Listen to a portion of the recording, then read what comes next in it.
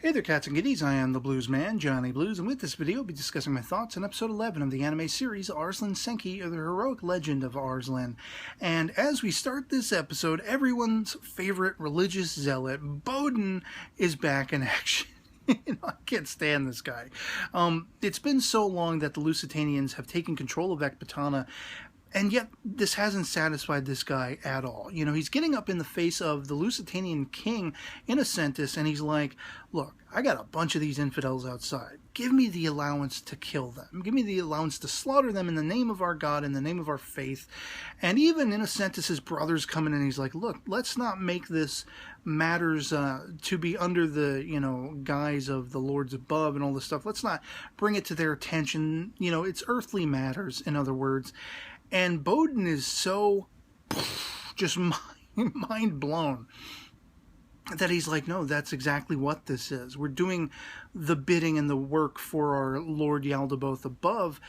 And I kind of have to suspect that maybe he knew he was going to get turned down, because he then goes on to proudly announce he's got all of these holy warriors he's called into Ecbatana, and we see shots of them, piling in, hundreds of thousands of troops wearing the sort of double cross and whatever like that. He really truly believes that they're doing the work of the Heavenly Father and all that kind of stuff. Just, mind bent though it is. And he's got all these troops, they probably all believe the same thing. And, that kind of sort of loosely spells potential trouble brewing within the Lusitanian faction between the religious cultist mentality and the royalty. It almost seems like, I would even go so far as to speculate, maybe there wouldn't have been all this war were there not this religious taint on everyone's mentalities. Maybe Lusitania and Pars would have come to more peaceful solutions in the grand scheme of things. Who knows? But as we follow up with Arslan and Posse, we see that they are very much on the road to Peshawar as we left them off in the previous episode. And this coincides with this grand revelation that Silver Mask Hermes, he's been leading them along. They've been very much trying to avoid a bunch of ambushes and attacks that have been set up. And you hear that Silver Mask has been leading them, stringing them along so they know where they are every step of the way. And that's a masterful tactician move to match the sort of, tactical training and mentality of Narcissus even. And this coincides with a couple of interesting bits. One is a flashback to Hermes's father being very sickly in bed, it seems like, and the revelation of how it was a fire that consumed his life. And it does call into question for me, was Andragoras really behind that or not? Was this king on his way out, naturally perhaps? And we see that Hermes himself, this is where he got burned in this fire. But of course he had survived it, and he reveals who he is to one of the chief, sort of soldiers in the Parsian framework. He's like, why was I, allowed to live? And it's basically because Hermes wants to put out there, hey, I'm the guy who's supposed to be on the throne right now. It was my father, he was the king, and Andragoras killed him, and, all of that internal politicking and murder and mayhem that allowed him to be cast out, but he's trying to reclaim his throne, as well as the fact that you have Xandes, who comes in announcing himself to be Carlin's son, and he wants to take vengeance out on Daryun. He wants to bring the heads of Daryun, the man who killed his father, as well as Arslan, before Silver Mask, and this completely wins over Silver Mask's favor automatically. So it is that when you see, you catch up with Arslan and Posse again, they are being split apart. Daryun has to break off from the pack because they've got soldiers on their coattails. Ferengis ends up doubling back as well to help him because he's outnumbered. And this is where they have the run-in with Xandes, who is just frickin' superhuman. I mean, he's carrying around almost like the Arslan Senki equivalent of a buster sword, this humongous sword. He gets it caught in a tree stump when he's going on the attack against Daryun, and he ends up pulling the entire stump out of the ground. I mean, they only just by the skin of their teeth through, Ferengis's intervention, which she also gets knocked off her horse by this guy. But were it not for her intervention, they wouldn't get away, Daryun and Ferengis. And we also see that Arslan, Elam, and they too are being, under the attack of some forces. Not sure where Narcissus is at this point. He's kind of gone missing. But it's very interesting that we see the selflessness, once again, that Arslan, you know, portrays of himself. He sees that Elam gets knocked off his own horse, and he goes back for him, and Give is constantly questioning, why would a member of royalty have any care or concern for, you know, a page boy, you know, a servant?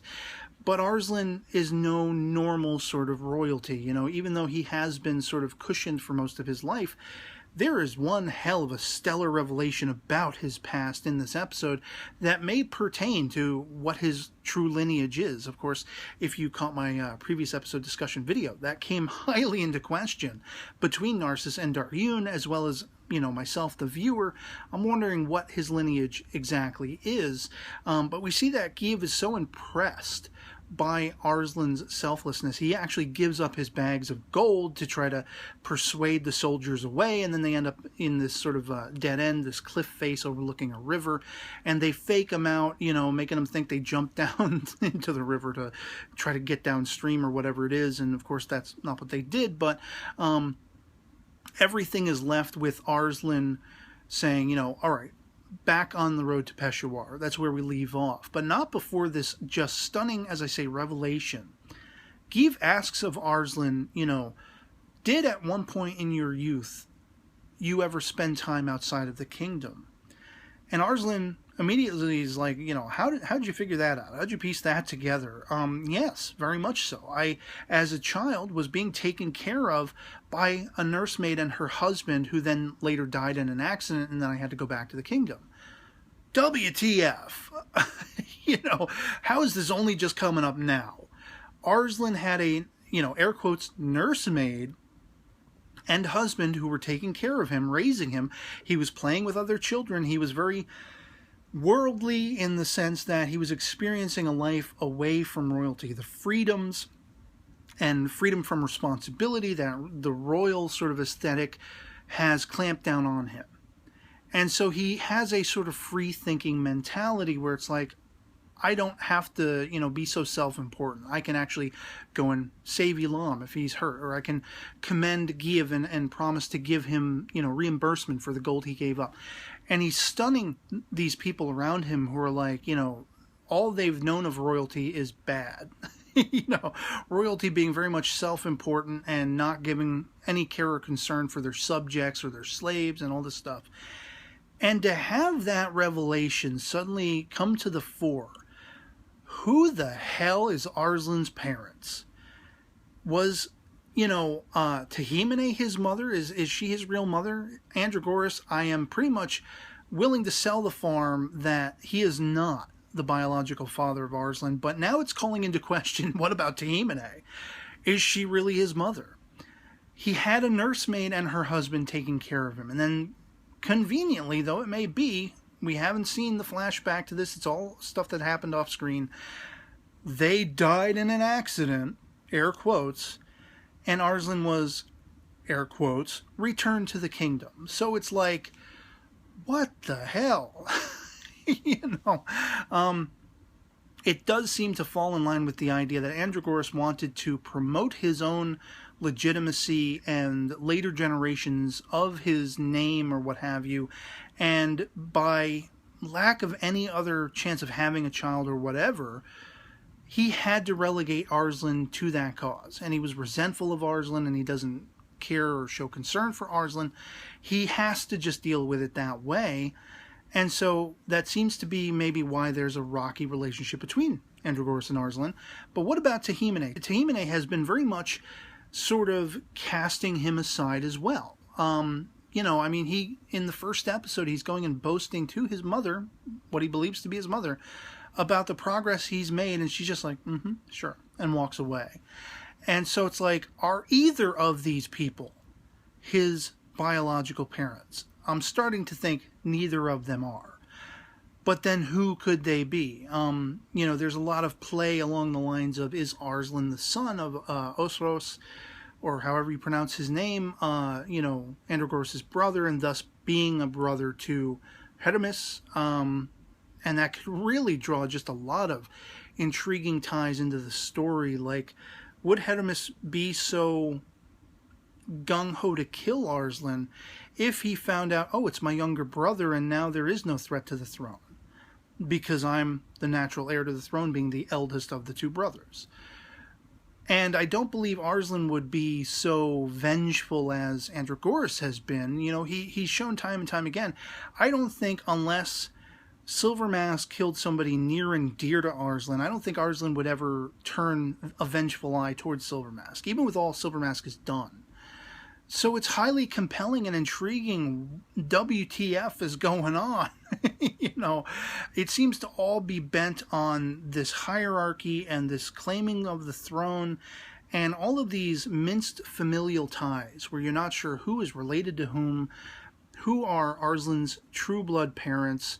You know, is he really legitimately a prince? Will he legitimately become a king? Every episode, as I've noted in previous videos, ends with that phrase, the boy who would become king. Is he even, you know, is there even a level of rulership within him, in his lineage, that is to say? I believe he is an honorable character, and he could make a very good king over many subjects.